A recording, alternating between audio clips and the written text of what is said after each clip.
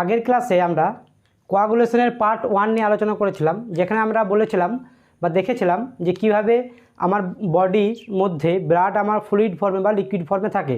তার আমার 4টে মেকানিজমও দেখিয়েছিলাম, যে মেকানিজমগুলোর জন্য ব্লাড আমার লিকুইড ফর্মে থাকতে পারে।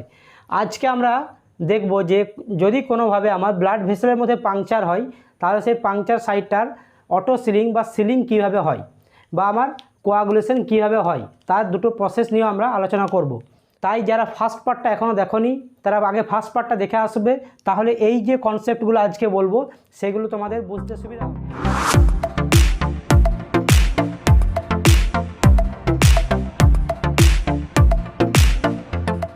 এখন যদি আমি ধরে নিই যে আমার এই যে জায়গাটা আছে, এই জায়গাটাতে আমার একটা পাংচার হয়েছে।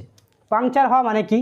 পাংচার হওয়া মানে আমার এই যে এন্ডোথেলিয়াল সেলগুলো ছিল সেই সেলগুলো আমার ক্ষতিগ্রস্ত হয়েছে। এই ক্ষতিগ্রস্ত হওয়ার সঙ্গে সঙ্গে একটা পাংচার হওয়ার এরকম জায়গায় পাংচার হওয়ার সঙ্গে সঙ্গে প্রথম যে আমার অ্যাকশনটা হয় সেই অ্যাকশনটার নাম হচ্ছে ভেসো কনস্ট্রিকশন। কী নাম? এটাকে বলা হয় ভেসো কনস্ট্রিকশন। অ্যাকচুয়ালি কি হয় এখানটাতে, যখনই আমার এখানে পাংচার হয় তখনই এখানে কিছু নার্ভস এন্ডিং থাকে আমার, সেই নার্ভস এন্ডিংগুলো কী হয়? ক্ষতিগ্রস্ত হয়। সেই নার্ভস এন্ডিংগুলো কী হয়? ক্ষতিগ্রস্ত হয়। আর সেই নার্ভস এন্ডিং ক্ষতিগ্রস্ত হওয়ার সঙ্গে সঙ্গে আমাদের ব্রেনের মধ্যে একটা সিগন্যাল পৌঁছায় যে এখানে তোমার একটা কিছু প্রবলেম হয়েছে। আর সেই সিগন্যাল পাওয়ার সঙ্গে সঙ্গে এই যে ব্লাড ভেসেল আছে সে কী করে? নিজেকে একটু কনস্ট্রিক্ট করার চেষ্টা করে, বা সংকোচন করার চেষ্টা করে, সংকুচিত হয়। সংকুচিত হওয়ার কারণ কি? কারণ এ চাই যে আমার ব্লাড ফ্লো যেটা হচ্ছে আউটসাইডে ব্লাড ভেসেল, সেটাকে আমার মানে মিনিমাইজ করা যেতে পারে কীভাবে, সেই চেষ্টা করে। এবং সেই জন্য এখানে একটা ভেসো কনস্ট্রিকশন হয়। সেই জন্য এটাকে বলা হয় নিউরোজেনিক ভেসো কনস্ট্রিকশন। কি? নিউরোজেনিক ভেসো কনস্ট্রিকশন বলা হয়। তাহলে এটা হলো প্রথম কাজ। আর কি হয়? আমার এই যে ব্লাড ভেসেলটা আছে, মানে আমার বডিতে যে ব্লাড ভেসেল আছে, সেই ব্লাড ভেসেলের বাইরে এরকম জায়গায় তো আমার স্মুথ মাসেল থাকে। সেই স্মুথ মাসেলগুলো কিন্তু একটা কনস্ট্রিকশন হয়। সেই কনস্ট্রিকশনটাকে বলা হয় মায়োজেনিক কনস্ট্রিকশন। কি? Myogenic constriction. এটাকে কী বলা হচ্ছিলো? আমার নিউরোজেনিক ভেসো কনস্ট্রিকশন, আর এটাকে বলা হয় মায়োজেনিক কনস্ট্রিকশন। আমার স্মুথ মাসেলগুলো একটা কনস্ট্রিক্ট হয়ে ব্লাডের আউটফ্লোটাকে মিনিমাইজ করার চেষ্টা করে। ঠিক আছে, এই দুটো ঘটনা আমার সর্বপ্রথম ঘটে, কিন্তু এগুলো আমার ক্ষণস্থায়ী ঘটনা। একাই এই দুটো ঘটনা কিন্তু আমার ব্লাড ফ্লোকে একদম পারমানেন্টলি কম করতে বা ব্লাড ফ্লোটাকে আমার বন্ধ করতে পারে না। সেই জন্যই কী হয়, এখানে আরও কিছু ঘটনা ঘটে থাকে। সেই ঘটনাগুলো কি কি?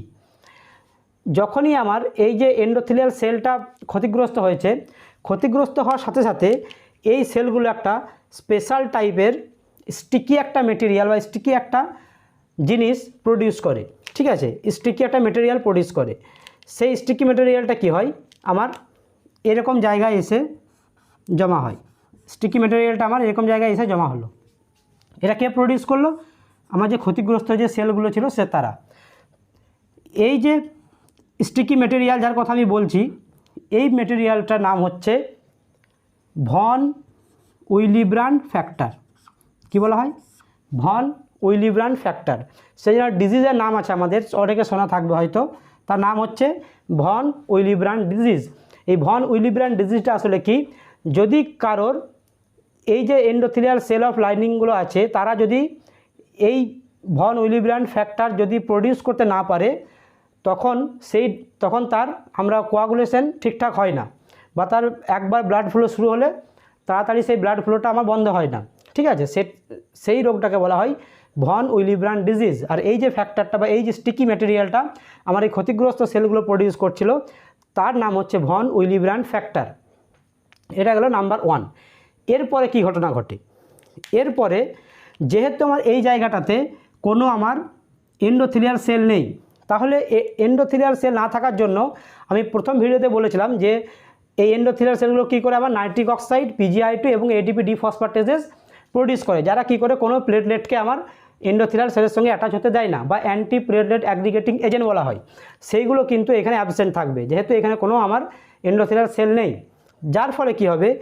এই যে প্লেটলেটগুলো ছিল সেই প্লেটলেটগুলো কিন্তু যখনই এই পোর্শনটাতে আসবে, তারা কিন্তু খুব সহজেই এসে এই ভন উইলিব্র্যান্ড ফ্যাক্টরের সাথে স্টিক হয়ে যাবে, ঠিক আছে।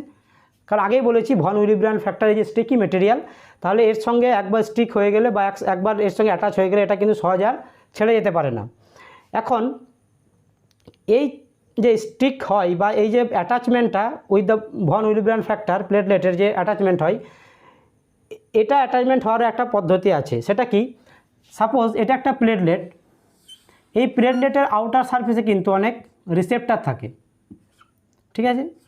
এই রিসেপ্টরগুলো কী করে, এই রিসেপ্টরগুলো দ্বারাই কিন্তু এই ভন উইলিব্র্যান্ড ফ্যাক্টরের সঙ্গে অ্যাটাচমেন্ট হয় প্লেটলেটের, ঠিক আছে। এবার কোনো কারণে যদি কোনো পেশেন্টের বা কোনো মানুষের এই রিসেপ্টরগুলো যদি না থাকে, তখন কি হবে, তখন এই উইলিব্র্যান্ড ফ্যাক্টরের সঙ্গে কিন্তু প্লেটলেটগুলো আমার অ্যাটাচমেন্ট হতে পারবে না। আর অ্যাটাচমেন্ট হতে না পারলে আমার এই যে পাংচার পয়েন্টটা ছিল সেটা কিন্তু সিলিং হবে না। আর সিল এই জায়গাটা না হলে আমার ব্লাড ফ্লো হতে থাকবে। এই ধরনেরও কিছু পেশেন্ট দেখতে পাওয়া যায় যাদের প্লেটলেটের পরিমাণ ঠিক থাকে। আমরা যদি তার ব্লাডের প্লেটলেট কাউন্ট করি তখন প্লেটলেটের পরিমাণ ঠিক আছে, কিন্তু তার কোয়াগুলেশন ডিসঅর্ডার দেখা দিচ্ছে, তাহলে এটা একটা তার কারণ। তাহলে ফার্স্ট স্টেজে কী হলো, আমার এই ক্ষতিগ্রস্ত সেলগুলো আমার ভন উইলিব্র্যান্ড ফ্যাক্টর রিলিজ করলো এবং সেটা এখানে এসে জমা হলো। এরপর এই এরিয়া দিয়ে যখনই কোনো প্লেটলেট যাবে, সেই প্লেটলেট কিন্তু ইজিলি এই ভন উইলিব্র্যান্ড ফ্যাক্টরের সঙ্গে তার রিসেপ্টর দিয়ে কিন্তু অ্যাটাচ হয়ে যেতে পারবে। এই যে প্লেটলেটটা এখানে যে অ্যাটাচ হলো, এই ঘটনাটাকে বলা হয় প্লেটলেট অ্যাডিশন। কী বলা হয়, platelet addition, ADHESION, platelet addition বা প্লেটলেট অ্যাডিশন বলা হয়, ঠিক আছে। উচ্চারণটা এরকম হতে পারে। এই যে প্লেটলেট অ্যাডিশন বা প্লেটলেট অ্যাডিশন যেটাই বলি না কেন, সেটা হওয়ার পর কি হয়, একটা রিলিজ রিয়াকশন শুরু হয়। কি রিলিজ রিয়াকশন, যখনই এই প্লেটলেটটাই ভন উইলিব্র্যান্ড ফ্যাক্টরের সঙ্গে অ্যাটাচ হয়ে গেল, তখনই এই যে প্লেটলেটগুলো ছিল সেগুলো কিন্তু অ্যাক্টিভেট হয়ে যায় সঙ্গে সঙ্গে। কী হয়, অ্যাক্টিভেট হয়ে যায়। আর অ্যাক্টিভেট হওয়ার সঙ্গে সঙ্গে কী করে, এই যে প্লেটলেটগুলো ছিল এরা উইদিন দ্য প্লেটলেট কিছু গ্রানিউলস থাকে এবং গ্রানিউলসের ভিতরে কিছু কেমিক্যাল থাকে, ঠিক আছে। সেই কেমিক্যাল কিন্তু প্রডিউস করতে শুরু করে এবং সেটাকে বাইরে রিলিজ করতে শুরু করে, ঠিক আছে। এখন আমরা জেনে নেব যে একটা প্লেটলেটের মধ্যে কী কী গ্রানিউলস থাকে এবং গ্রানিউলসের ভিতরেই বা কী কেমিক্যাল থাকে এবং তাদের কাজ কী। সাপোজ এটা হচ্ছে একটা প্লেটলেট, আমার একটা প্লেটলেট। এই প্লেটলেটের ভিতরে মেনলি দুই রকম আমরা গ্রানিউলস দেখতে পাই। একটাকে বলা হয় আলফা গ্রানিউলস আর একটাকে বলা হয় ডেল্টা গ্রানিউলস। একটাকে বলা হয় আলফা গ্রানিউলস, একটাকে বলা হয় ডেল্টা গ্রানিউলস, ঠিক আছে। এই ডেল্টা গ্রানিউলসের মধ্যে আবার তিন রকম আমার কেমিক্যালস থাকে, যার নাম হচ্ছে স্যাক। এটা এই ডেল্টাটাকে দেখো অনেকটা আমার থলির মতো দেখতে লাগছে। এটাকে আমি জয়েন করে দিই হাইপোথেটিক্যালি, তাহলে একটা থলির মতো দেখতে লাগছে। আর স্যাক মানে হচ্ছে থলি। তাহলে এই যে তিনটে কেমিক্যাল থাকে যার নাম হচ্ছে স্যাক, SAC। এস ফর কি, এস ফর হচ্ছে স্রোটানিন, ঠিক আছে। এ ফর হচ্ছে ADP, ক্লিয়ার। আর সি ফর হচ্ছে ক্যালসিয়াম, ঠিক আছে। এই তিন রকম কেমিক্যাল কিন্তু ডেল্টা গ্রানিউলস প্রডিউস করে থাকে। এদের কাজ কি, স্রোটানিন হচ্ছে ভেসো কনস্ট্রিক্টার। আমি আগেই বলেছিলাম যে ভেসো কনস্ট্রিকশন হয়, আর ভেসো কনস্ট্রিকশনটাকে সাহায্য করে আমাকে স্রোটানিন, সেই জন্য স্রোটানিনকে বলা হয় ভেসো কনস্ট্রিক্টার। আর এডিপির কাজ কি, এডিপির কাজ হচ্ছে প্লেটলেটগুলোকে অ্যাক্টিভেট করা। মানে কোনো একটা প্লেটলেট ধরো এখানে ছিল, সেই প্লেটলেটটা যখনই এই প্লেটলেটটার মধ্যে যখনই এডিপির সঙ্গে টাচ হয়ে যাবে, যদি এটা ইনঅ্যাক্টিভ অবস্থায় থাকে, এডিপির সঙ্গে টাচ হওয়ার সঙ্গে সঙ্গে কিন্তু আমার অ্যাক্টিভ হয়ে যাবে, ঠিক আছে। সেই জন্য এটাকে বলে প্লেটলেট অ্যাক্টিভেটার বলা হয় এডিপিকে, ঠিক আছে। আর ক্যালসিয়াম+2 বা ক্যালসিয়াম যে মলিকিউলটা আছে, এর কাজ আমরা জানি, আমাদের ইম্পর্ট্যান্ট রোল প্লে করে কিসে, আমার কোয়াগুলেশন ক্যাসকেড যারা আছে, কোয়াগুলেশন যে সিরিজটা আছে, সেই কোয়াগুলেশনের পরপর রিয়াকশানটা হতে সাহায্য করে কে, ক্যালসিয়াম না থাকলে কিন্তু আমার কোনো রকম কোয়াগুলেশন সম্পন্ন হবে না। আর এই কনসেপ্টটাকে কাজে লাগিয়ে কিন্তু আমাদের আবিষ্কার হয়েছে কি, অ্যান্টি কোয়াগুলেন্ট, যেমন আমার সাইট্রেট বা EDTA। এদের কাজ কি, এদের কাজ হচ্ছে ব্লাডের সঙ্গে মিক্সড হয়ে প্রথমেই ব্লাডের মধ্যে থাকা ক্যালসিয়ামগুলোকেও চিলেট করে নেয়, সেই জন্য এগুলো ক্যালসিয়াম চিলেটিং অ্যান্টিকোয়াগুলেন্ট বলা হয়। ঠিক আছে, তাহলে বোঝা গেল যে ক্যালসিয়াম একটা ইম্পর্টেন্ট রোল প্লে করে আমার কোয়াগুলেশন সম্পন্ন করতে। তাহলে এই তিনটে কেমিক্যাল রিলিজ করে কে, আমার একটা প্লেটলেটের মধ্যে থাকা ডেল্টা গ্রানিউলস আমার এই তিনটে সেরোটোনিন, এডিপি এবং ক্যালসিয়াম মলিকুল প্রডিউস করে। আর আছে আমার আলফা গ্রানিউলস। আলফা গ্রানিউলসকে বলা হয় ফ্যাক্টরি বলা হয়। কী বলা হয়? ফ্যাক্টরি। কিসের ফ্যাক্টরি? এই বিভিন্ন রকম ফ্যাক্টর প্রডিউস করে। যেমন একটা ফ্যাক্টরের নাম হচ্ছে প্লেটলেট ডেরাইভড গ্রোথ ফ্যাক্টর। এই প্লেটলেট ড্রাইভ গ্রোথ ফ্যাক্টরের কাজ কি? এখানে যে আমার মাসেলসগুলো থাকে, এই মাসেলসগুলোর মাইটোসিসে সাহায্য করে কে? Platelet derived growth factor. এবং এগুলো আস্তে আস্তে এগুলোর সেল ডিভিশন হতে হতে এই যে জায়গাটা থাকে সেই জায়গাটা পার্মানেন্টলি সিল্ড হয়ে যায়। এটা হচ্ছে আমার পিডিজিএ বা প্লেটলেট ড্রাইভ গ্রোথ ফ্যাক্টরের কাজ। ঠিক আছে, এই কেমিক্যালটা বা এই ইনগ্রেডিয়েন্টসটা আমার প্রডিউস করে কে? আলফা গ্রানিউলস। তাহলে আমার মোটামুটি বোঝা গেল যে প্লেটলেটের মধ্যে থাকা আলফা এবং ডেল্টা গ্রানিউলস কী প্রডিউস করে এবং তাদের কাজ কি। তাহলে আমার কি হয়েছিল? আমার প্লেটলেট অ্যাডিশন হয়ে গেছিলো। প্লেটলেট অ্যাডিশন হওয়ার পরে কি হয়? Release reaction. মানে কি, এই যে প্লেটলেটগুলো আছে এরা কি করে, আমার এদের প্লেটলেটের মধ্যে থাকা বিভিন্ন গ্রানিউলস এবং গ্রানিউলসের মধ্যে থাকা বিভিন্ন কেমিক্যালসগুলো ও রিলিজ করতে থাকে। এটাকে বলা হয় release reaction of the platelet. আর যখনই এই গ্রানিউলসগুলো তাদের মধ্যে থাকা এই প্লেটলেটগুলো তাদের মধ্যে থাকা গ্রানিউলসগুলো প্রডিউস করে বা গ্রানিউলসগুলো রিলিজ করে, তখন কি হয়? এর মধ্যে থাকে এডিপি। আমি বলেছিলাম এডিপির কাজ হচ্ছে অ্যাক্টিভেট করে কি? প্লেটলেটকে। তা যখনই এডিপি আমার এখানে চলে আসবে তখনই এই এরিয়াতে থাকা আরও অন্যান্য প্লেটলেটগুলোকে কী করবে? ওই অ্যাক্টিভেট করে দেবে। আর সেই প্লেটলেটগুলো এসে কিন্তু আমার জমা হবে কোথায়? এই প্লেটলেটগুলোর উপরে। এরকম এসে প্লেটলেটগুলোর উপরে কিন্তু আবার অন্য প্লেটলেট এসে জমা হবে। এরা যখনই এর সঙ্গে অ্যাটাচ হলো তখনই কিন্তু এরাও কিন্তু অ্যাক্টিভেটেড অবস্থায় ছিল, এরাও কিন্তু আবার ওই রিলিজ রিয়াকশান দেখাবে বা গ্রানিউলস রিলিজ করবে। আবার গ্রানিউলস রিলিজ করার সঙ্গে সঙ্গে আবার অন্যান্য প্লেটলেটগুলো অ্যাক্টিভেট হয়ে এর উপরে এসে জমা হবে। এর ফলে আমার এখানে একটা প্লেটলেটের একটা সেমি সলিড একটা ম্যাশ দেখা যাবে। সেমি সলিড একটা ম্যাশ, এইটাকে বলা হয়, এই যে একটার পর একটা প্লেটলেট এসে জমা হচ্ছে এইটাকে বলা হয় প্লেটলেট এগ্রিগেশন। কি বলা হয়? Platelet aggregation. আগেরটা বলেছিলাম ফার্স্ট, যেটা ভন উইলিব্রান্ড ফ্যাক্টরের সঙ্গে প্লেটলেটের যে অ্যাটাচমেন্ট সেটাকে বলা হয় অ্যাডিশন, আর প্লেটলেটের উপরে আরও প্লেটলেট এসে জমা হওয়াটাকে বলা হয় প্লেটলেট এগ্রিগেশন। তাহলে আমার এইটুকু আমার বোঝা গেছে নিশ্চয়ই যে কী ঘটনাগুলো ঘটছে। এরপরে আমার অ্যাকচুয়াল যে অ্যাকশন বা কোয়াগুলেশনের যে প্রসিডিওর সেটা ইনিশিয়েট হয়।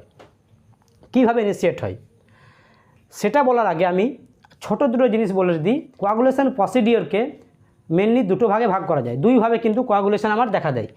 একটাকে বলা হয় ইন্ট্রিনসিক পাথওয়ে। কি বলা হয়? Intrinsic pathway. আর একটাকে বলা হয় এক্সট্রিনসিক পাথওয়ে। ক্লিয়ার? দুটো ভাগে ভাগ করা যায়, একটাকে ইন্ট্রিনসিক পাথওয়ে, একটাকে বলা হয় এক্সট্রিনসিক পাথওয়ে। এখন এই ইন্ট্রিনসিক পাথওয়ে নামকরণের কারণ কি আর এক্সট্রিনসিক পাথওয়ে নামকরণের কারণ কি, এর পিছনে একটা গল্প আছে। সেই গল্পটা কি? যখন বিজ্ঞানীরা প্রথম রিসার্চ করছিলেন তখন ওনারা দেখতে পাচ্ছিলেন যে একটু ব্লাড যখনই আমরা কোনো মানুষের শরীর থেকে বের করে নিয়ে যখনই কোনো কন্টেনারের মধ্যে রাখছি সেটা একটু পরে দেখছে আমার জমাট বেঁধে যাচ্ছে বা ক্লট হয়ে যাচ্ছে। তাহলে ওরা ভাবলেন যে তাহলে যে কন্টেনারের মধ্যে রাখছি সেই কন্টেনারের মধ্যে হয়তো কিছু আছে, সেদিন ওটাকে বারবার খুব ভালোভাবে পরিষ্কার করলেন। একবার কাঁচের নিলেন, একবার প্লাস্টিকের নিলেন, কিন্তু কোনোভাবেই কোনো অন্যরকম ফল দেখা গেল না। প্রতিবারই কিন্তু ব্লাডটাকে নিয়ে আমার কন্টেনার রাখার সঙ্গে সঙ্গেই বা কিছুক্ষণের মধ্যে দেখা যাচ্ছে সেই আমার ব্লাডটা ক্লট ফর্ম করে যাচ্ছে। ওনারা বুঝতেই পারছেন না যে এটা কী জন্যে এই যে ব্লাডে যে কোয়াগুলেশনটা হচ্ছে ঠিক কী কারণ, এর এক্সাক্ট কারণটা ওনারা ধরতেই পারছিলেন না। ঠিক আছে, তখন ওনারা বললেন যে ব্লাডের একটা নিজের একটা ইন্ট্রিনসিক প্রপার্টি আছে, যে প্রপার্টিটার জন্য ব্লাড অটোমেটিক কোয়াগুলেট করে যায়, সেজন্য এটার নাম দেওয়া হলো ইন্ট্রিনসিক পাথওয়ে। বোঝা গেছে কি যে ইন্ট্রিনসিক পাথওয়ে কেন বলা হয়? কারণ ব্লাড দেহের বাইরে আসার কিছুক্ষণের মধ্যে জমাট বেঁধে যাচ্ছিল কেন, তার নির্দিষ্ট কোনো কারণ, এক্সাক্ট কোনো কারণ বিজ্ঞানীরা খুঁজে পাচ্ছিলেন না। সেই জন্য ওনারা তখন বললেন যে ব্লাডের একটা নির্দিষ্ট বা ব্লাডের নিজের একটা ইন্ট্রিনসিক প্রপার্টি আছে, যে প্রপার্টির জন্য সে কোয়াগুলেট করে যাচ্ছে, সেই জন্য এটার নাম দেওয়া হলো ইন্ট্রিনসিক পাথওয়ে। পরে তাহলে এক্সট্রিনসিক পাথওয়ে কীভাবে এলো?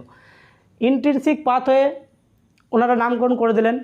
তারপরে এই যে ব্লাডটা নেওয়া হয়েছিল আমার কন্টেনারের মধ্যে, সেটা কিছুক্ষণের মধ্যে ক্লট হয়ে গেল। ক্লট হয়ে যাওয়ার পর ওনারা কি করলেন, অন্য একটা কন্টেনারে প্রথমে কিছু সাইট্রেট যোগ করে দিলেন। সাইট্রেট যোগ করার পরে সেখানে ব্লাডটা টেনে নিয়ে সেখানে রাখলো।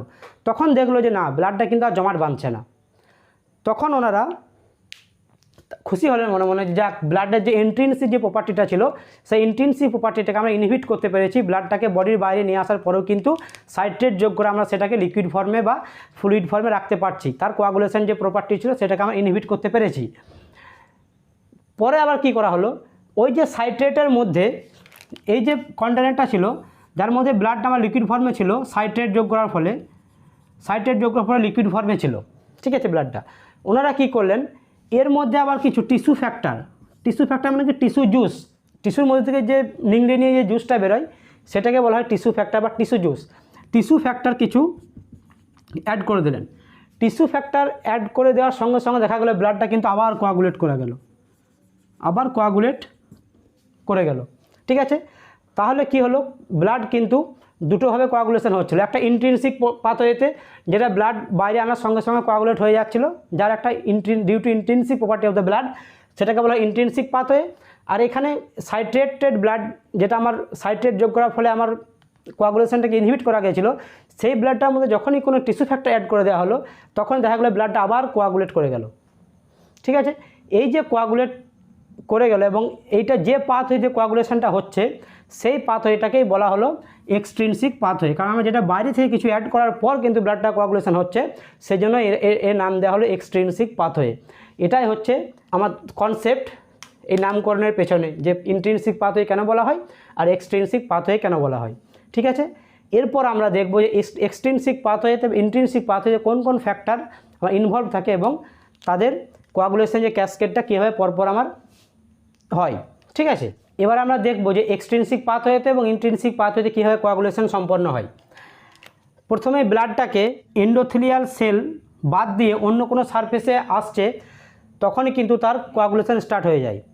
কি বললাম, যখনই ব্লাড মানে এন্ডোথেলিয়াল সেল ছাড়া অন্য কোনো সারফেস, যেখানে এন্ডোথেলিয়াল সেল নেই, সেটা প্লেটলেট সারফেস হোক বা আমার গ্লাস সারফেস হোক বা প্লাস্টিক সারফেস হোক, কোনো সারফেসে আসার সঙ্গে সঙ্গে কিন্তু আমার কোয়াগুলেশন স্টার্ট হয়ে যায়।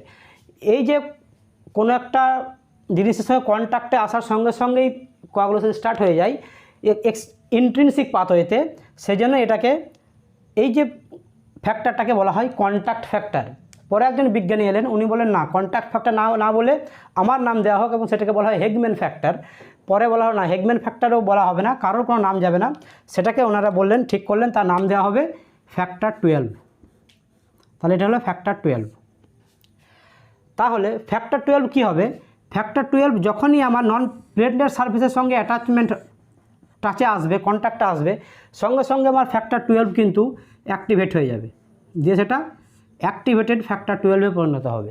এই অ্যাক্টিভেটেড ফ্যাক্টর 12 কী করবে, অ্যাক্টিভেটেড ফ্যাক্টর 12 আমার যে ফ্যাক্টর 11 ছিল, সেই ফ্যাক্টর 11কে আমার অ্যাক্টিভেটেড ফ্যাক্টর 11-এ পরিণত করবে, মানে ফ্যাক্টর 11কে আমার অ্যাক্টিভেটেড ফ্যাক্টর 11 পরিণত করবে। এই অ্যাক্টিভেটেড ফ্যাক্টর 11 যেটা ছিল, যেটা আমার এই যে অ্যাক্টিভেটেড ফ্যাক্টর 11, সে কি করবে, সে আবার এই যে আমার অ্যাক্টিভেটেড ফ্যাক্টর 9কে অ্যাক্টিভেটেড ফ্যাক্টর 9-এ পরিণত করবে। আরও একবার প্রথম থেকে রিক্যাপ করি। ফ্যাক্টর 12 হেগম্যান ফ্যাক্টর বা কন্ট্যাক্ট ফ্যাক্টর যাই বলি না কেন, সে যখনই আমার এই প্লেটলেট সারফেসের কন্ট্যাক্টে আসবে, সঙ্গে সঙ্গে সে অ্যাক্টিভেট হয়ে যাবে। তাহলে ফ্যাক্টর 12 আমার কনভার্ট হলো গেছে অ্যাক্টিভেটেড ফ্যাক্টর 12-এ। এই অ্যাক্টিভেটেড ফ্যাক্টর 12 করবে কি করবে, আমার যে ফ্যাক্টর 11 ছিল, সেই ফ্যাক্টর 11কে অ্যাক্টিভেটেড ফ্যাক্টর 11-এ পরিণত করবে। এই অ্যাক্টিভেটেড ফ্যাক্টর 11 আবার অ্যাক্টিভেটেড ফ্যাক্টর 11 কী করবে, আমার যে ফ্যাক্টর 9 ছিল সেই ফ্যাক্টর 9কে অ্যাক্টিভেট করে দেবে, এবং সেটা অ্যাক্টিভেটেড ফ্যাক্টর 9। এই অ্যাক্টিভেটেড ফ্যাক্টর 9 আবার কী করবে, অ্যাক্টিভেটেড ফ্যাক্টর 9 আমার ফ্যাক্টর যে 10 ফ্যাক্ট ছিল সেটাকে আমার অ্যাক্টিভেট করে দেবে, দিয়ে সেটা আমার পরিণত হবে কি অ্যাক্টিভেটেড ফ্যাক্টর 10। তো এই যে অ্যাক্টিভেটেড ফ্যাক্টর 10-এ পরিণত হলো আমার ইনঅ্যাক্টিভেটেড ফ্যাক্টর 10। এই ফ্যাক্টর 10 থেকে অ্যাক্টিভেটেড ফ্যাক্টর 10-এ যেতে আমার কিছু জিনিসের সাহায্য লাগে। তারা হচ্ছে ফ্যাক্টর 8, ক্যালসিয়াম আর ফসফোলিপিড। ঠিক আছে, এই যে ফসফোলিপিড এটাকে বলা হয়, এই যে আমার যে প্লেটলেট যে বেড থাকে, প্লেটলেট সারফেস, সেটাই হচ্ছে ফসফোলিপিড সারফেস। তাহলে আমার কি হলো, আমার factor 10 with the help of activated factor 9, factor 8, calcium এবং ফসফোলিপিডের সাহায্যে আমার অ্যাক্টিভেটেড ফ্যাক্টর 10-এ পরিণত হলো। এই অ্যাক্টিভেটেড ফ্যাক্টর 10 এখন কি করবে, এই যে অ্যাক্টিভেটেড ফ্যাক্টর 10 এ কী করবে, আমার প্রোথ্রম্বিনকে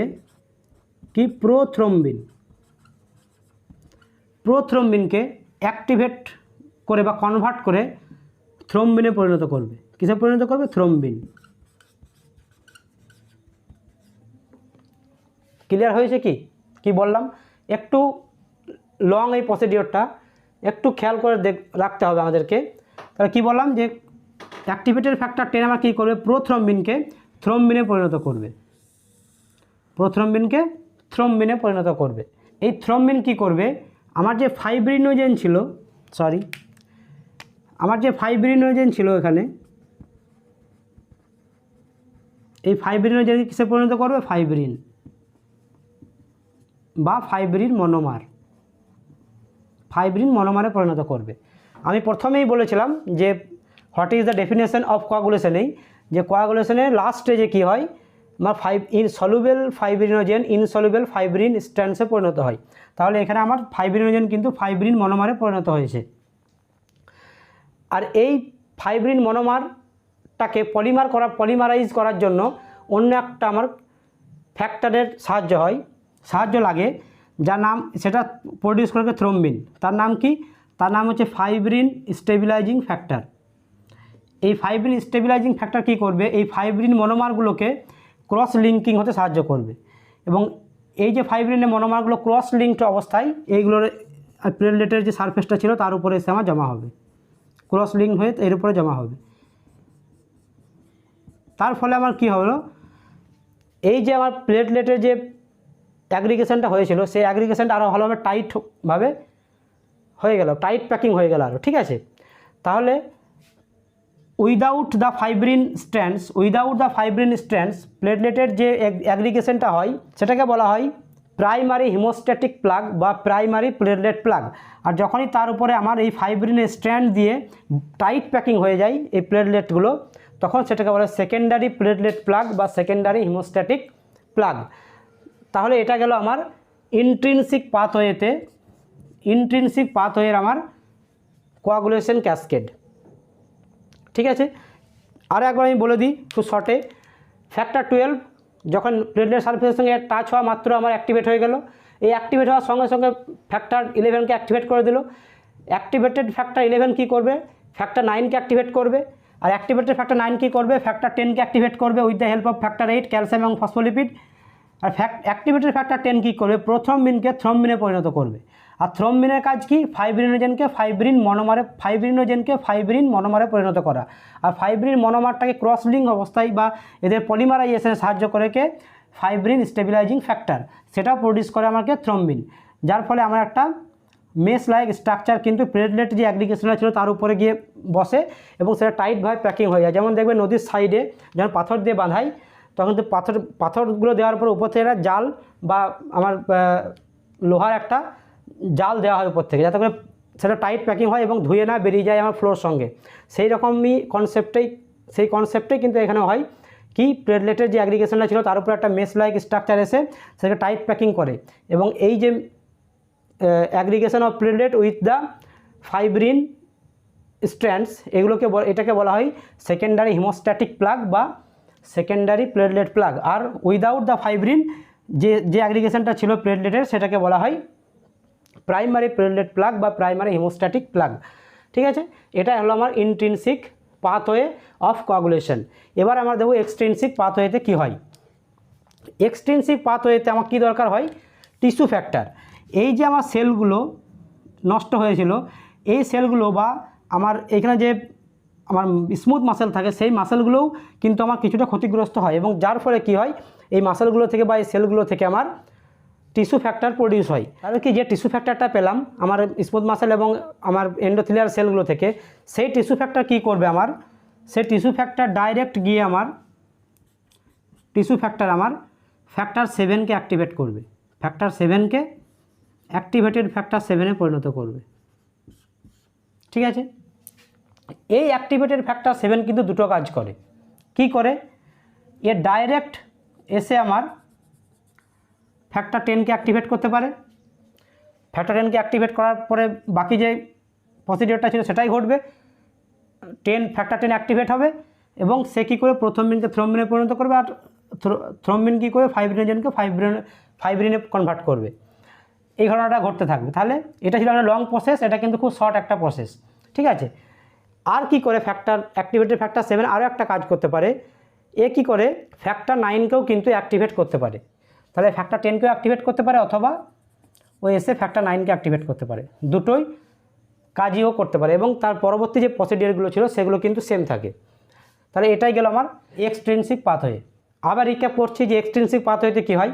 এক্সট্রিনসিক পাথওয়েতে আমার যেটা দরকার হয় সেটা হচ্ছে টিস্যু ফ্যাক্টর বা থ্রোম্বোপ্লাস্টিনও বলা হয়।